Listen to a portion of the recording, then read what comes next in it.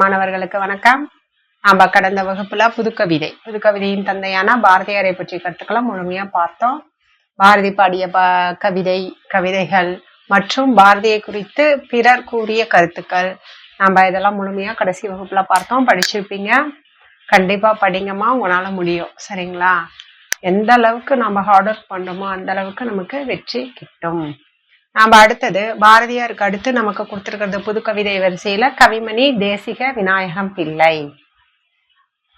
இவர் 1867 ஜூலை 27 அன்று கன்னியாகுமரி மாவட்டத்துல தேரூர்ல பிறக்கிறாரு. தேரூரில் பிறந்தவர் தான் யாரு? கவிமணி தேசிக விநாயகம் பிள்ளை. குழந்தைகளுக்காக முறையாக கவிதை எழுதிய முதல் தமிழ் கவிஞர். கவிமணி தேசிக விநாயகம் பிள்ளைனாவே குழந்தை, அளவல்லியப்பாவும் குழந்தை கவிஞர் தான். குழந்தைகளுக்காக சரிங்களா கவிதை எழுதிய முதல் கவிஞர் இவர் தான். யாருன்னா கவிமணி தேசிக விநாயகம் பிள்ளை. அதுக்கப்புறம் வரிசையில குழந்தை கவிஞர்னு சொல்ற அளவல்லியப்பா சொல்லுவோம். நிறைய கவிஞர்கள் இருக்காங்க. இவர் முதல் தமிழ் கவிஞர். குழந்தைகளுக்காக கவிதை எழுதிய முதல் தமிழ் கவிஞர் யாரு? கவிமணி தேசிக விநாயகம் பிள்ளை. 1938 ஆண்டு இவருடைய மலரும் மாலையும்னாவே கவிமணி தேசிக விநாயகம் பிள்ளை நமக்கு தெரியும். சரிங்களா? ஞாபகம் வச்சுக்கணும். என்ற தொகுப்பில் 25க்கும் மேற்பட்ட குழந்தை பாடல்களும் 7 கதை கவிதைகளும் எழுதியிருக்காரு. 25க்கும் மேற்பட்ட குழந்தை பாடல்கள் எழுதியிருக்காரு. அதே மாதிரி கதை கவிதைகளும் எழுதியிருக்காரு. எட்வின் அர்னால்டின் லைட் ஆஃப் ஆசியா நாவலை ஆசிய ஜோதி என்ற தலைப்புல இவர் பிள்ளைத்தமிழ்ல எழுதியிருக்காரு. பிள்ளைத்தமிழ்னாவே உங்களுக்கு ஞாபகம் வந்திருக்கும். ஆண் பார பிள்ளைத்தமிழ், பெண் பார பிள்ளைத்தமிழ், 10 பருவங்கள் ஞாபகம் வந்திருக்கும். காப்பு செங்கீரை, தாள், சப்பானி, முத்தம், மருகு, எம்பளி, சிற்றில் சிறுபறை, சிறுத்தேர்னு ஞாபகம் வந்துடணும். அந்த மாதிரி பிள்ளைத்தமிழ்ல போட்டுக்கோங்கம்மா. ஆசிய ஜோதி அப்படிங்கிற தலைப்புல பிள்ளைத்தமிழ் அந்த பருவங்களுக்கு ஏற்றவாறு அதை தழுவி எழுதியிருக்காரு. லைட் ஆஃப் ஆசியா யாருடையது? Edwin Arnold. இவருடையதை தழுவி, இந்த நாவலை தழுவி எழுதினதுதான் ஆசிய ஜோதி. அப்ப ஆசிய ஜோதி யாரு? கவிமணி தான். மலரும் மாலையும் கவிமணி. சரிங்களா?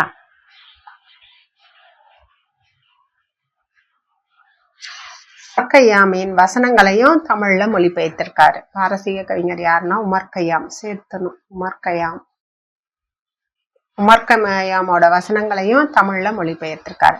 1922 ஆண்டில் மனோன்மணியம் மறுபிறப்பு என்ற விமர்சன கட்டுரை எழுதியிருக்காரு. என்னது? மனோன்மணியம் மறுபிறப்பு அப்படிங்கிற விமர்சன கட்டுரையை 1922 எழுதியிருக்காரு. இவர் பதிப்பாய்வாளராக சென்னை பல்கலைக்கழகத்தால் தொடங்கப்பட்ட தமிழ் லெக்சிகன் ஒரு அகராதி, தமிழ் லெக்சிகன்கிற அகராதிக்கு இந்த திட்டத்திற்கு பதிப்பாய்வாளராக பணியாற்றி இருக்காரு. இன்னும் பாருங்க, கம்பராமாயணம், திவாகரம், நவநீத பாட்டியல் இந்த படைப்புகளுக்கெல்லாம் கையெழுத்து பிரதிகளையும் தொகுத்து கொடுத்திருக்காரு. சரிங்களா?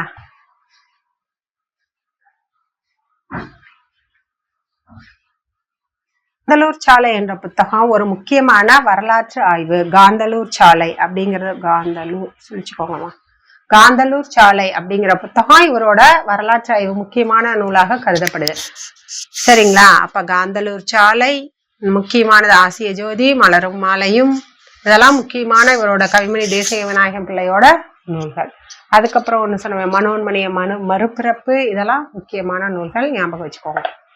1940 ஆண்டு சென்னையில் உள்ள பச்சையப்பா கல்லூரியில் தமிழறிஞர் தமிழவேல் உமா மகேஸ்வர பிள்ளையால் கவிமணிக்கு யாரால கவிமணிங்கிற பட்டம் வழங்கப்பட்டதுன்னா உமா மகேஸ்வர பிள்ளை. தமிழவேல் உமா மகேஸ்வர பிள்ளை தான் இவருக்கு என்னது கவிமணிங்கிற பட்டம் கொடுக்கிறாரு 1940 பச்சையப்பா கல்லூரியில. ஞாபகம் வச்சுக்கோங்க, தமிழவேல் உமா மகேஸ்வர பிள்ளையால தான் கவிமணிக்கு என்ற பட்டம் வழங்கப்படுகிறது. ஃபர்ஸ்ட் அவர் தேசிக விநாயகம் பிள்ளை தான், கவிமணிங்கிற பட்டம் இவரு தான் கொடுக்கிறாரு. அதே மாதிரி 2005 ஒரு நினைவு தபால் தலையை வெளியிடுது இந்திய அரசு இவரோட நினைவாக. இவரோட நூல்கள் இதுலயே வந்துருச்சு. மலரும் மாலையும், ஆசிய ஜோதி, நாஞ்சில் நாட்டு மருமக்கள் வழி மான்மியம், காதர் பிறந்த கதை, உமர் கய்யாம் பாடல்கள், தேவியின் கீர்த்தனைகள், குழந்தை செல்வம், கவிமணியின் உரைமணிகள், காந்தலூர் சாலை, தோட்டத்தில் மேய்து வெள்ளை பசு, இதெல்லாம் குழந்தைகளுக்கான பாடல்கள். தோட்டத்தில் மேய்து வெள்ளை பசு, பிடிக்குது கன்று குட்டி, பாடல்கள்லாம் அருமையா இருக்கும் குழந்தைகளுக்கான பாடல்கள். இந்த பாடல்கள் எல்லாமே முக்கியமா, இந்த நூல்கள் எல்லாமே முக்கியம், இவருடைய நூல்கள் எல்லாமே முக்கியம். இதெல்லாம் கேட்டிருக்காங்க. மலரும் மாலையும் கேட்டிருக்காங்க, ஆசிய ஜோதி, நாஞ்சல் நாட்டு மருமக்கள் வழி மானியம், முற்கயம் எல்லாமே கேட்டிருக்காங்க. இதுல நல்லா படிச்சுக்கோங்க. இவர் இயற்றிய பாடல்களில் சிந்து, கும்மி ஆகிய நாட்டார் பாடல் வடிவங்களும் இடம்பெற்றிருக்கு. சிந்து வகை, கும்மி வகை இடம்பெற்றிருக்கு. நாஞ்சல் நாட்டு மருமக்கள் வழி மான்மியம், இது தமிழின் முதல் எல்லல் நூல். நாஞ்சல் நாட்டு மருமக்கள் வழி மான்மியம்ங்கிறது ஒரு எல்லல், நகைச்சுவை நிறைந்த நூல். குமரி மாவட்ட வட்டார வழக்கு இலக்கியத்தின் முன்னோடி நூல் அப்படின்னு கருதப்படுகிறது இந்த நாஞ்சல் நாட்டு மருமக்கள் வழி மான்மியம். குமரி மாவட்ட வட்டார வழக்கு இலக்கியத்தின் முன்னோடி நூல். குமரி மாவட்ட மக்களோட அந்த வட்டார வழக்கு இலக்கியத்தின் முன்னோடி நூல்னு இதோ பாராட்டப்படுது. பாரசீக கவிஞர் உமர் கய்யாம் பாடல்களை தழுவி ரூபாயத் அப்படிங்கிற தலைப்புல தமிழ்ல எழுதுறாரு. யாரு? நம்ம கவிமணி உமர் கய்யாம் பாடல்களை தழுவி ரூபாயத் அப்படிங்கிற தலைப்புல தமிழ்ல எழுதுறாரு. சோழர் கால ரூபாயத் முக்கியம். ரூபாயத் என்னும் தலைப்பில் பாடல்களை தழுவிய எழுதியவர் யாருன்னா கவிமணி. சோழர் கால கல்வெட்டுகளை அவர் ஆராய்ந்த முறை கே பிள்ளை போன்றவர்களுக்கு முன்னுதாரணமாக இருந்தது. இவர் சோழர் கால கல்வெட்டுகளை ஆராய்ந்த முறை கே பிள்ளைக்கு எடுத்துக்காட்டா அமைந்தது. வரலாற்று ஆய்வுக்கு நாட்டார் இயலை ஆய்வு தரவாக கொள்ளலாம் என வழிகாட்டியவர் கவிமணி. ஒரு வரலாற்று ஆய்வுக்கு யாரோடத ஆய்வு தரவா கொள்ளலாங்கிறாரு? நாட்டார் இயல் அப்படிங்கிறவரோட தகவல்களை கொள்ளலாம் அப்படின்னு வழிகாட்டியவர் யாருன்னா கவிமணி. பின்னாளில் ஆக்கா பெருமாள் போன்றவர்கள் அவருடைய வழிமுறைகளை பின்தொடர்ந்தனர். ஆக்கா பெருமாள் இவங்களை பின்தொடர்றாங்க. கவிமணி தேசிக விநாயகம் பிள்ளையின் படைப்புகள் 1998 தமிழக அரசால் நாட்டுடைமை ஆக்கப்பட்டன. எப்ப? 1998 நாட்டுடைமையா ஆக்கப்பட்டு இவருடைய படைப்புகள் எல்லாம் நாட்டுடைமையா ஆக்கப்படுது. ரூபாயத்தில் 115 பாடல்கள் உள்ளன. ரூபாயத் என்னும் சொல்லுக்கு 4 அடி செய்யுள். முக்கியமா ரூபாயத் என்னும் சொல்லுக்கு என்ன பொருள்னா 4 அடி செய்யுள். ரூபாயத்துனா எத்தனை அடி செய்யுள் அப்படின்னு கேட்டா 4 அடி செய்யுள். முக்கியம், கேட்டிருக்காங்க. எத்தனை பாடல்கள் இருக்குன்னா 115 பாடல்கள் இருக்கு. தீண்டாதார் விண்ணப்பம் என்ற பாட்டு நாட்டுப்புற பாடல் மெட்டில் அமைந்தது. தீண்டாதார் விண்ணப்பம்ங்கிறதும் கவிமணியோட நூல் தான். இது எந்த மெட்டில் அமைஞ்சிருக்குன்னா நாட்டுப்புற பாடல் மெட்டில அமைஞ்சிருக்கு. கவிமணியின் நடை படிக்க தெரிந்த எவரும் பொருள் கொள்ளத்தக்க எளிய நடை, எளிமையா இருக்கும். இதான் பாருங்க, தோட்டத்தில் மேய்து வெள்ளை பசு, அங்க தில்லு கிதிக்குது கன்று குட்டி, அந்த மாதிரி எளிமையான பாடல்களா இருக்கும் இவருடையது அப்படின்னு பாராட்டியவர் கே சண்முகம். எவர் ரத்தமும் சிவப்பு, எவர் விழி நீரும் உவர்ப்பு அப்படின்னு சொல்றவர் கவிமணி. இந்த கொட்டேஷன் எல்லாம் கொடுத்துட்டு யாருன்னு கேட்பாங்கம்மா, முக்கியம். எவர் ரத்தமும் சிவப்பு, எவர் விழி நீரும் உவர்ப்பு அப்படின்னு சொன்னவர் யாரு? கவிமணி.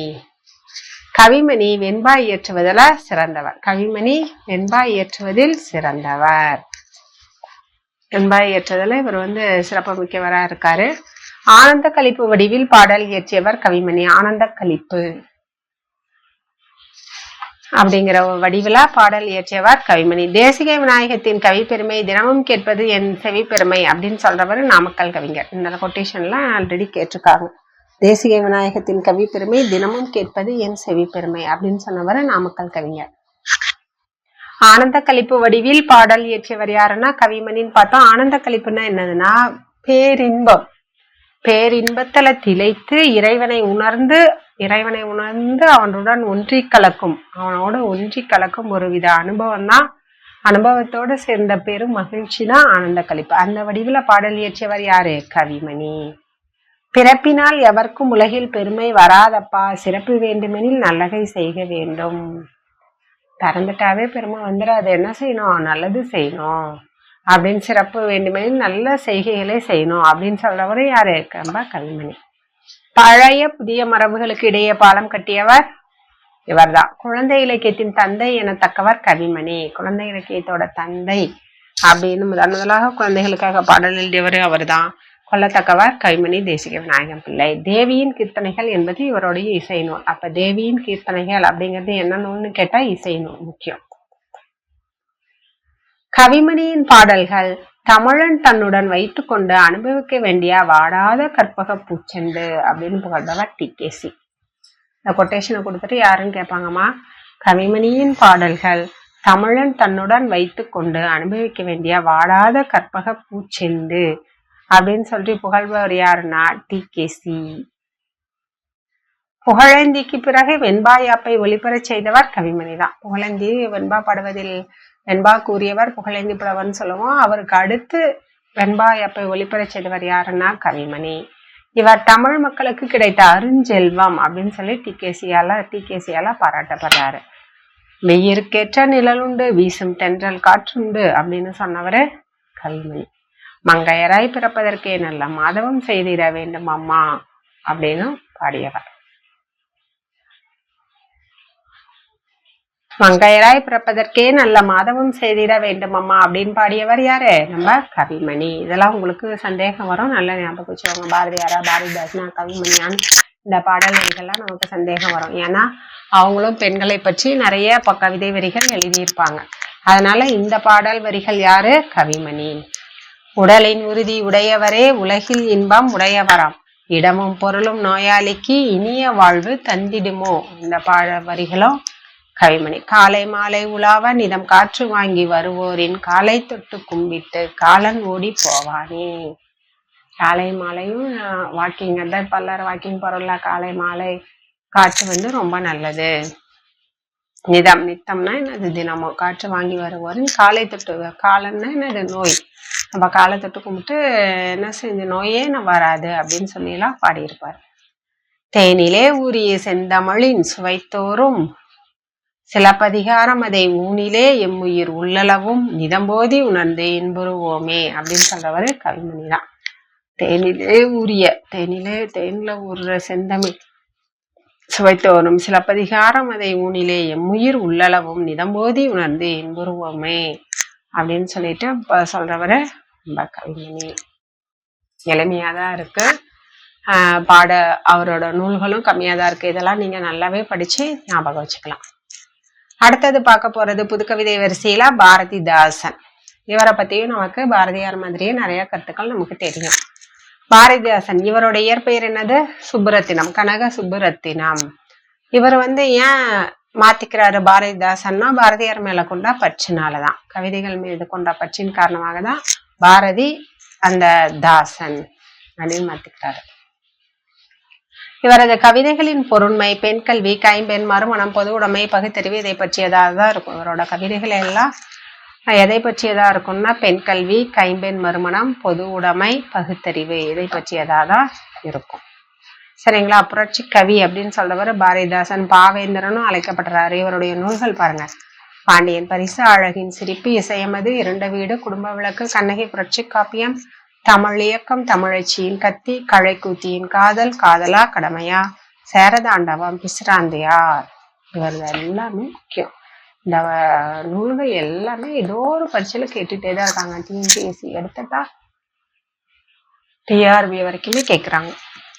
இவர் எழுதிய பிசிராந்தியார் நூலுக்கு தான் என்னது? சாகித்ய அகாடமி விருது கிடைச்சது. பாரதிதாசனோட எந்த நூலுக்கு சாகித்ய அகாடமி விருது கிடைச்சதுன்னா பிசிராந்தியார். தமிழுக்கு அமுதென்று பேரின்ப தமிழெங்கள் உயிருக்கு நேர், அந்த தமிழின்ப தமிழெங்கள் உயிருக்கு நேர். இந்த பாடல்கள்லாம் பாரதிதாசனோடது. பாரதிதாசன் மட்டும் நமக்கு கன்ஃபியூஸ் ஆகும். நாம ஒரு ஐடென்டிபிகேஷன் வச்சு ஞாபகம் வச்சுக்கணும். ஏடெடுத்தேன் கவி ஒன்று வரைந்திட என்னை எழுதென்று சொன்னது வான் அப்படின்னு சொல்றாரு பாரதிதாசன். அழகான வரிகள் இல்ல? ஏடெடுத்தேன் கவி ஒன்று வரைந்திட என்னை கவி வரையறதுக்கு எடுத்தாராம் ஏடு, ஆனா எழுதுன்னு சொல்லிச்சான் வான் அப்படின்னு சொல்லி அழகா சொல்றாரு. கல்வி இல்லாத பெண்கள் கலர் நிலம். கலர் நிலம் என்னது?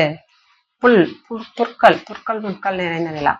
அந்நிலத்தில் புல் விளைந்திடலாம், நல்ல புதல்வர்கள் விளைதல் இல்லை. கல்வி இல்லாத பெண்கள் கலர் நிலத்துக்கு ஒப்பாவாங்க. எப்படி புல் முளைக்கிற நிலம் எதுக்கும் பயன்படாதோ அந்த மாதிரி படிக்காத பெண்களோட வாழ்க்கையில குழந்தைங்க வந்து நல்ல புதல்வர்களா இருக்க மாட்டாங்க அப்படின்னு சொல்றவர பாரதிதாசன். குடும்ப விளக்கு அப்படிங்கிற நூல்ல.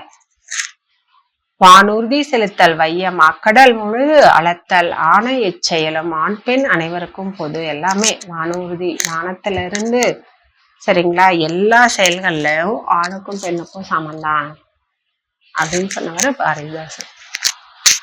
வானூர்தி செலுத்தல் வையமா கடல் கடந்து போறதுக்கும் பெண்களால முடியும். எல்லா செயலுமே ஆண் பெண் 2 பேருக்கும் பொது அப்படின்னு சொன்னவர் பாரதிதாசன். வானம்பாடி இயக்கத்துக்கு இவரே முதல் எழுத்தும் தலை எழுத்தும். பார்த்தோம் எழுத்து பாரதியார்ல பார்த்தோம். வானம்பாடி கவிஞர்கள் எழுத்து கவிஞர்கள் அப்படின்னு பார்த்தோம். வானம்பாடிக்கு இவர் தான் முதல் எழுத்தும் தலை எழுத்தும் ஆவார் அப்படின்னு சொல்றாங்க. அந்த இயக்கத்துக்கு இவர் தான் முக்கியமான ஒரு பொறுப்பு. பாரதிதாசன் பெயரில் பல்கலைக்கழகம் அமைந்துள்ள இடம் திருச்சிராப்பள்ளி, நமக்கு தெரியும்.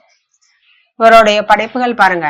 அகத்தியன் விட்ட புதுக்கரடி, அழகின் சிரிப்பு, இசையமது, இரண்யன் அல்லது இணையற்ற வீரன், இருண்ட வீடு, இளைஞர் இலக்கியம், எதிர்பாராத முத்தம், கண்ணகி, புரட்சி காப்பியம், கலைக்குத்தியின் காதல், கற்பு காப்பியம், காதலா கடமையா, குடும்ப விளக்கு, குறிஞ்சித்தட்டு, சஞ்சீவி, பர்வதத்தின் சாரல், தமிழ் இயக்கம், தமிழச்சியின் கத்தி, நல்ல தீர்ப்பு, இது எல்லாமே வந்திருக்கு. பாண்டியன் பரிசு, சத்திமுத்திய புலவர், இதெல்லாம் முக்கியம். அவரோட நாடகம். சேரதாண்டவம், சௌமியன், பாரதிதாசன், ஆத்திச்சுடி, பிசிராந்தியார், புரட்சி கவி, மணிமேகலை என்பா, முல்லைக்காடு, எல்லாமே ஒரு 2-3 முறை நல்லா படிச்சுக்கோங்க. எல்லாமே இதெல்லாம் கேட்டிருக்காங்க. இந்த படைப்புகள், இவருடைய படைப்புகள், இது இரண்யன் அல்லது இணையற்ற வீரன் யாரோட இதுன்னு கேட்டா பாரதிதாசன். எல்லாமே முக்கியம், நல்லா படிச்சுக்கோங்கம்மா. திருக்குறளின் பெருமைகளை விளக்கி 5 கட்டளை கலித்துறை பாடல்களை பாடியிருக்காரு. 5 கட்டளை கலித்துறையில பாடல்களை திருக்குறளின் பெருமைகளை விளக்கி பாடல் பாடியிருக்காரு. பாரதிதாசன் பாடல்களில் சிறந்த இயற்கை புனைவு, அழகின் சிரிப்பு. இயற்கையை வந்து வர்ணிச்சு எழுதுனது அழகின் சிரிப்பு. சிறந்த மனைக்கு தக்க மாண்புடையவளின் புனைவு, குடும்ப விளக்கு. குடும்ப பெண், மனைவி, சரிங்களா? ஒரு மனைக்கு சிறந்த பெண் எப்படி இருக்கணும், எப்படி பெண் மாண்புடையவளா இருக்கணும் அப்படின்னு அந்த குடும்ப விளக்கு கதை முழுவதும் பெண்ணின் மாண்பை பற்றியதா இருக்கும்.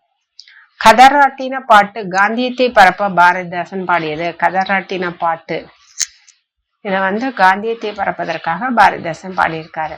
பாரதிதாசனின் புதிய கற்பனை, குடும்ப விளக்கில் உள்ள முதியோர் காதல். பெண்களை பற்றியதா இருக்கிறது குடும்ப விளக்குன்னு சொன்னா, அந்த குடும்ப விளக்கெல்லாம் முதியோர் காதல் கொள்வதாக இருக்கிறது ஒரு புதிய கற்பனையா இருக்கு. பாரதிதாசனின் புனைவியல் பாடலுக்கு சிறந்த சான்று வானம்பாடி. அழகின் சிரிப்பு என்னும் தலைப்பை ஒரு கவிதை என்று பாராட்டியவர் கமில் சுவலபில். அழகின் சிரிப்பு அந்த தலைப்பே ஒரு கவிதை அப்படின்னு சொல்லவர் கமில் சுவலபில். பாரதிதாசனின் அங்கத காப்பியம், சஞ்சீவி, பர்வதத்தின் சாரல், மூட நம்பிக்கையை கேலி செய்வார். மூட நம்பிக்கையை கேலி செய்வாங்க. இந்த அங்கத காப்பியம், சஞ்சீவி, பர்வதத்தின் சாரல், இதுல இருந்துள்ள மூட நம்பிக்கைகளை கேலி செய்வார். பாரதிதாசனின் பொது உடைமை கோட்பாட்டு நூல்கள், புரட்சி கவி, வீரத்தாய், பாண்டியன் பரிசு, காதலா கடமையா, இதெல்லாம் பொது உடைமை நூல்கள். பொது கருத்துக்களை சொல்ற பொது உடைமை நூல்கள் சொன்னோம்னா புரட்சி கவி, வீரத்தாய், பாண்டியன் பரிசு, காதலா கடமையா. பொன்முடி அப்படிங்கிற பெயர்ல திரைப்படமாயிருக்கு. எதிர்பாராத முத்தம் அப்படிங்கிற இவரோட கதை கவிதை பொன்முடி அப்படிங்கிற பெயர்ல திரைப்படமாயிருக்கு. சுப்பிரமணிய துதியமுது, பாரதிதாசன். பொது உடைமை வலியுறுத்தும் பாரதிதாசன் பாடல் தான் சஞ்சீவி, பர்வதத்தின் சாரல். நம்ம பார்த்தோம். பொது உடைமை கோட்பாட்டு நூல்கள் நிறைய பார்த்தோம். பொது உடைமையை வலியுறுத்தும் பாரதிதாசன் பாடல் எதுனா சஞ்சீவி, பர்வதத்தின் சாரல். அடுத்தது இயற்கை வர்ணிப்பது தான் அழகின் சிரிப்புன்னு பார்த்தோம். இலக்கிய வர்ணிப்பது அழகின் சிரிப்பு. கற்ற பெண்களின் சிறப்பை கூறுவது குடும்ப விளக்கு. கல்லாத பெண்களின் இழிவை கூறுவது இருண்ட வீடு. கல்லாத பெண்கள்னாவே இருண்ட வீடுன்னு ஞாபகம் வச்சுக்கோங்க. பில்கணியத்தின் தழுவல் தான் புரட்சி காப்பியம். பாரதியார் உரை எழுதிய நூல் திருக்குறள். ஞானபீட பரிசு இவருக்கு தான் பரிந்துரைக்கப்பட்டது 1964. முதலில் வெளியான இவரது தொகுப்பு பாரதிதாசன் கவிதைகள் என்பது. புரட்சி கவி பட்டம் அளித்தவர் யாரு? அண்ணா.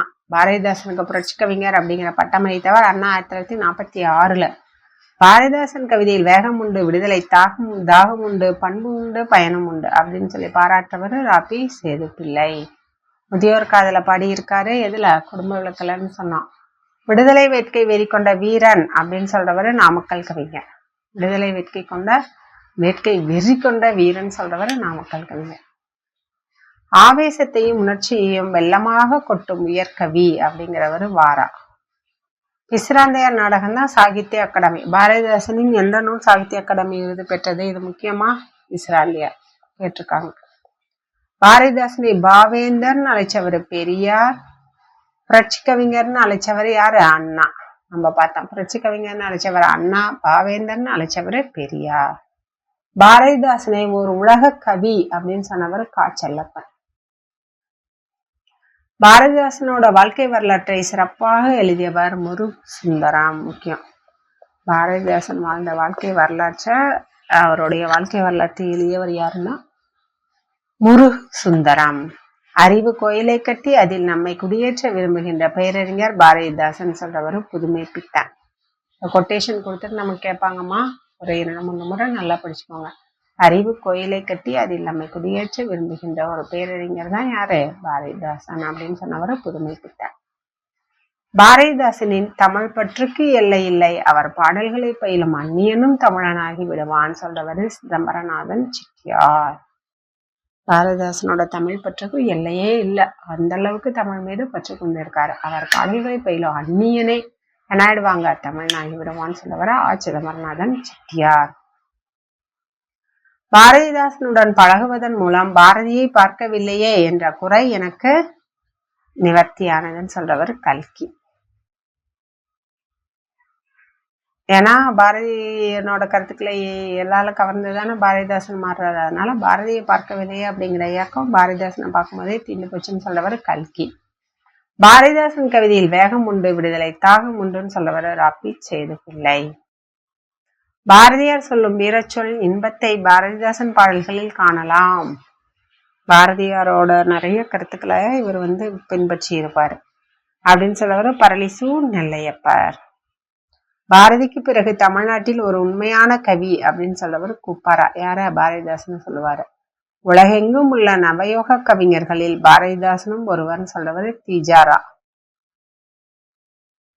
இவர் நடத்திய இதழ் எதுனா குயில். பாரதிதாசனின் கவிதைகள் வெளிவந்த இதழ்கள் பொன்னி, குயில். இவர் நடத்திய இதழே முக்கியமா நமக்கு தெரிஞ்சது குயில், இன்னொன்னு பொன்னி. பாரதிதாசன் கவிகள் எல்லாம் வெளிவந்த இதழ்கள் பொன்னி, குயில் ரெண்டுமே. இவரை பற்றிய சிறந்த தொடர்கள் பாருங்க. ஒரு மதமும் வேண்டாம் தம்பி, உண்மை உடையோர்க்கே என்றவர் பாரதிதாசன். மதமே வேண்டாம், உண்மையா இருந்தா போதும். மறுட்டுகின்ற மதத்தலைவர் வாழ்கின்றாரே, வாயடியும் கையடியும் மறைவது என்னால் அப்படின்னு சொல்லவர் பாரதிதாசன். மதம் என்ற கருங்கற்பாறையில் மல்லிகைப்பூ பூப்பதில்லை அப்படிங்கிறவர் பாரதிதாசன். மதம்ங்கிறது ஒரு கருங்கற்பாறை, அதுல போய் பூ பூக்குமா அப்படின்னு சொல்றவர் பாரதிதாசன். கண்ணால் சுவைத்தரும் தமிழே நீ ஒரு பூக்காடு, நானோ தும்பி அப்படின்னு சொல்றவர் பாரதிதாசன். சுவைத்தரும் தமிழே நீ ஒரு பூக்காடு, அதுல நான் தும்பி. தும்பினா என்னது? ஒரு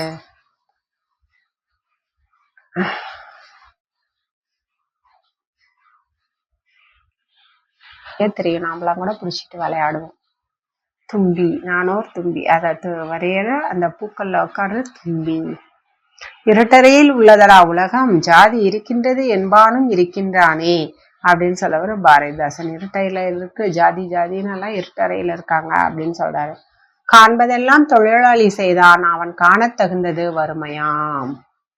காண்பது எல்லாத்தையும் வேலை செய்யறான், ஆனா அவனுக்கு கிடைக்கிறதோ வறுமைதான் அப்படின்னு சொல்றது பாரதிதாசன். எல்லோருக்கும் எல்லாம் என்றிருப்பதான இடம் நோக்கி நடக்கின்றது இந்த வையம். சமுதாயத்தில் உள்ள ஏற்றத்தாழ்வு மறைய புரட்சி ஒன்றுதான் வழி அப்படின்னு சொன்னவர். கொலைவாளினை எடடா மிக கொடியோர் செயல் அறவே. கொடியோர்கள் இருந்துன்னா கொலைவாளினை எடுத்து அறவே ஒளிடா அப்படின்னு சொல்றவர். பெண்ணடிமை தீரு மட்டும் பேசும் திருநாட்டு மண்ணடிமை தீருதல் முயற்கொம்பே. பெண்ணடிமை தீர்ந்தாதான் மண்ணடிமையும் தீரும் அப்படின்னு சொல்றது. இல்லைன்னா மேலுக்கு கொம்பு அந்த மாதிரிதான் கதை. பேசும் திருநாட்டு மண்ணடிமை தீர்தால் முயற்கும் மேலுக்கு கொம்பல்ல.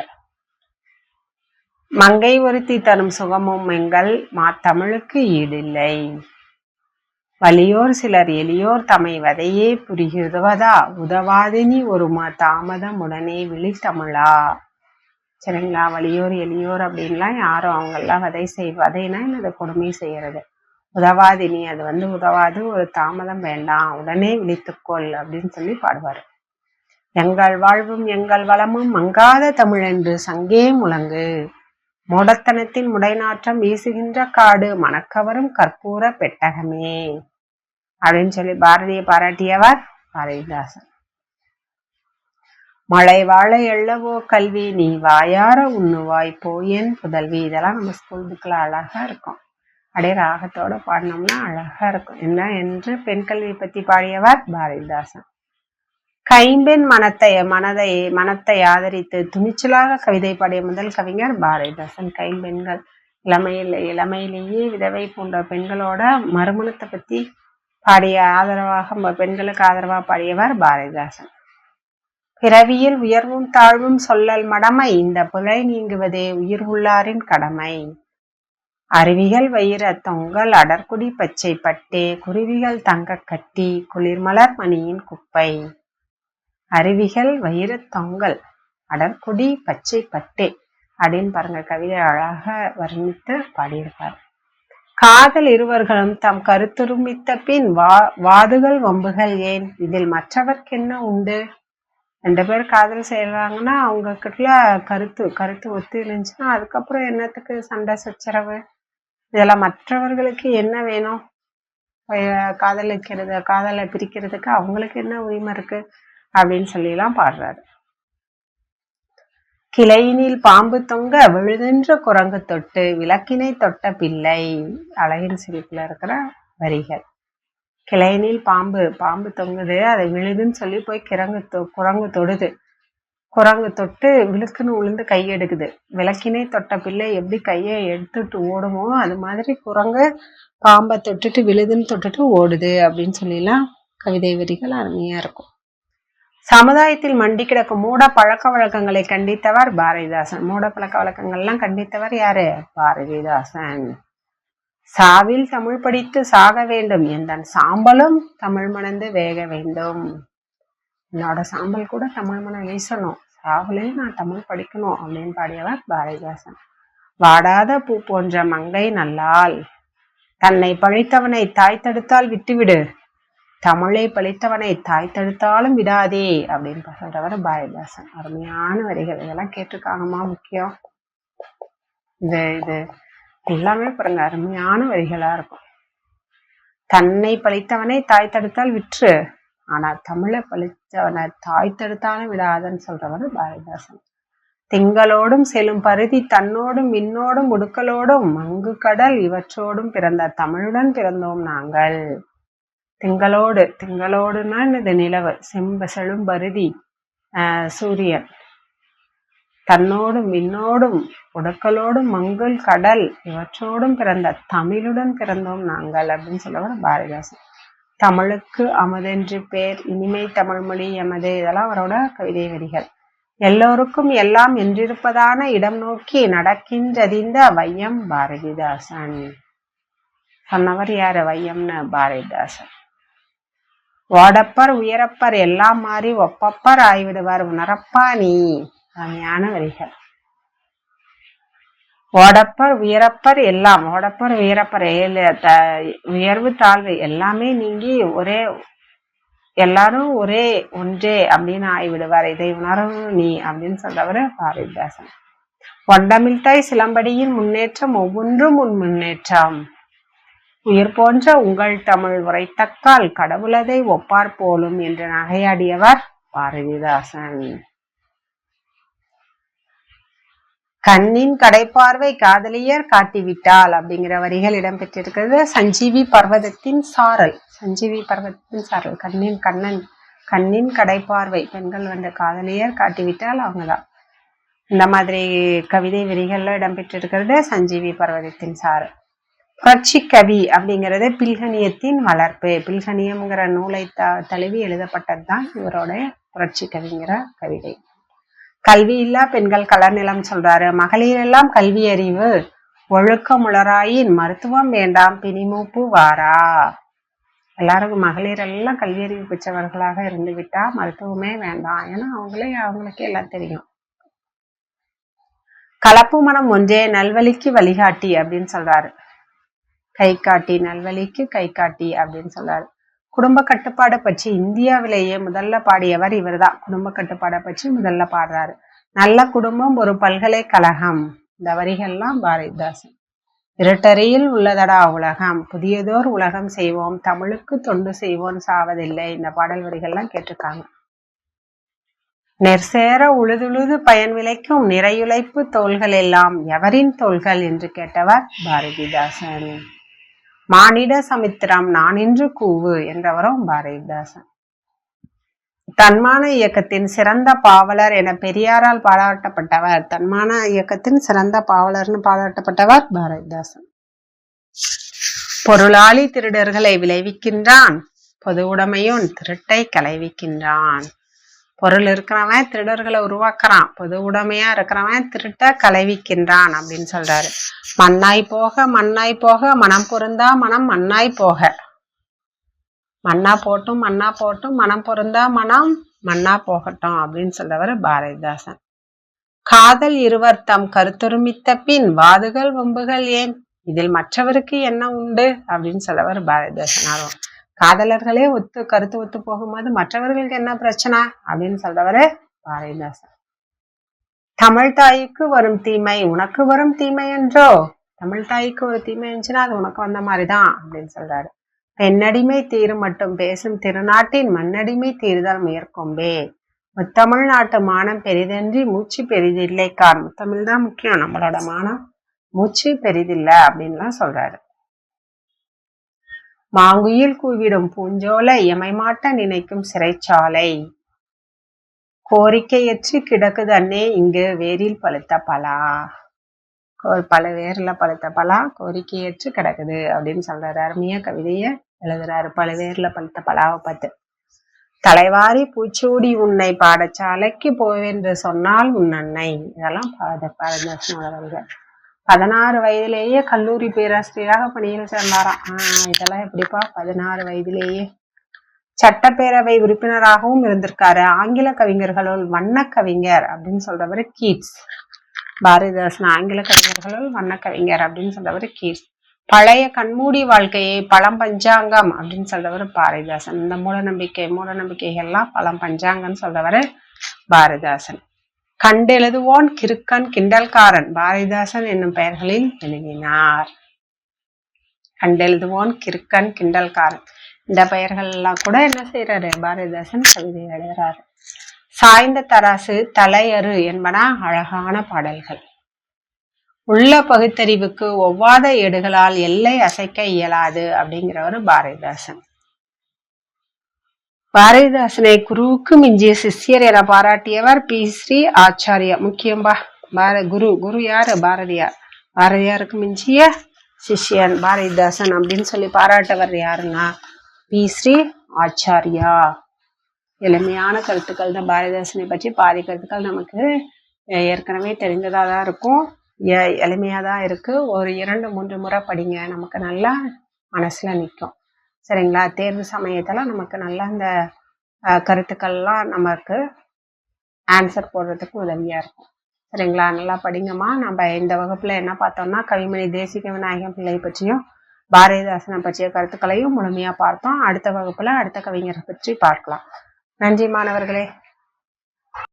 Future Vision Study Center, 2nd floor, ABK Maruti Plaza, opposite Hotel Lakshmi Prakash, SKS Hospital Road, New Bus Stand, Salem 4. For contact 9042030163 and web address www.futurevision.ias.com.